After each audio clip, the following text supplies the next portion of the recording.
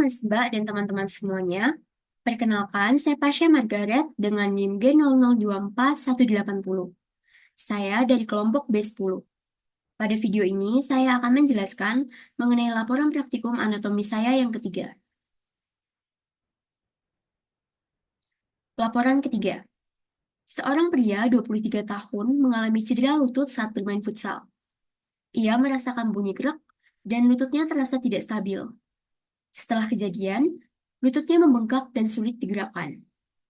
A. Jelaskan anatomi penyusun artikulasiogenum yang lengkap. B. Jelaskan ligamentum yang memperkuat artikulasiogenum. Dan C. Jelaskan anatomi os femur. Yang pertama, saya akan menjelaskan mengenai artikulasiogenum. Artikulasiogenum adalah persendian yang ada di lutut kita. Tulang-tulang yang ada di artikulasiogenum ini antara lain ada os femur, os patella, dan os tibia.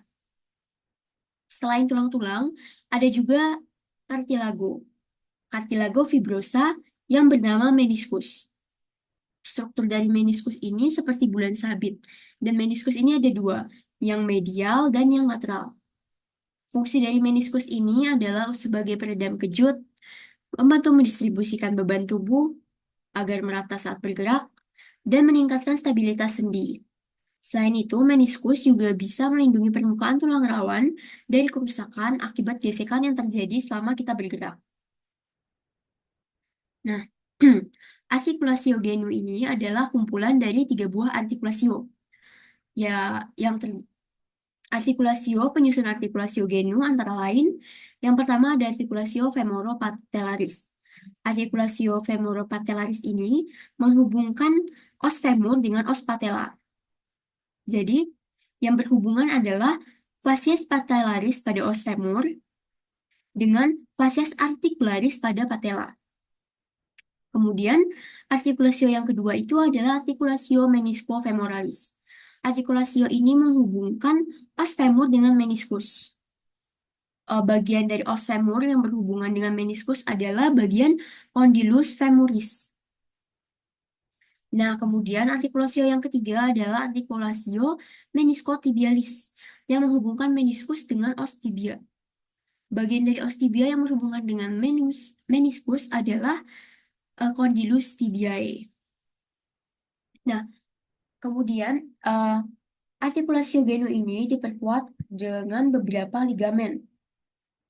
Ligamen-ligamen tersebut antara lain, yang pertama ada ligamen cruciatum.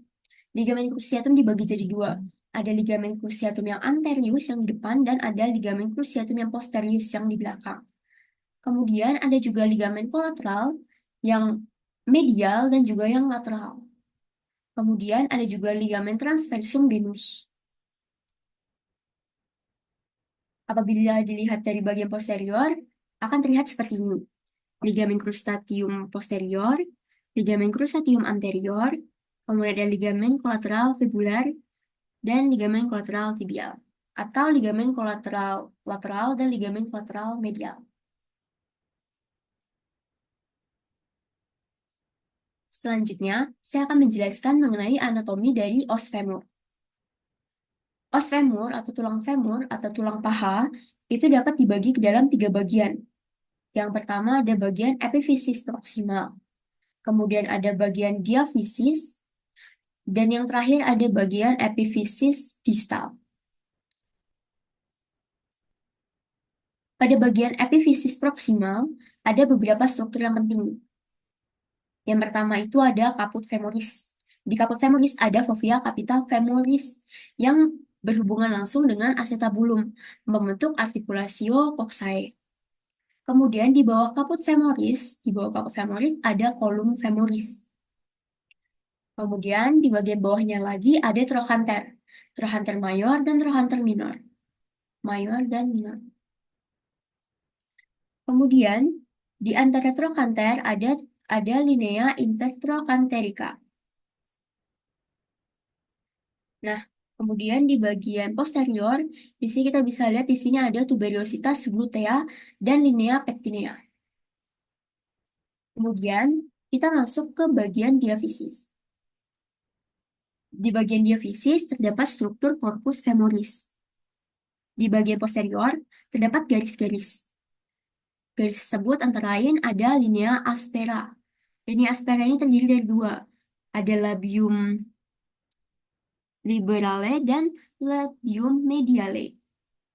Kemudian di bagian sedikit ke bawah ada linea lainnya, yaitu linea supracondylaris lateralis dan linea supracondylaris medialis. Kemudian masuk ke bagian epifisis distal. Pada bagian epifisis distal, struktur yang penting itu, struktur yang khas, itu ada epicondylus lateralis dan medialis, kemudian ada facies patellaris, ada tuberculum adductorium, condylus medialis dan lateralis, fossa intercondylaris, linea intercondylaris, dan facies poplitea. Condylus medialis, condylus lateralis, dan facies patellaris inilah yang akan berhubungan dengan tulang-tulang lainnya dalam articulatio genus.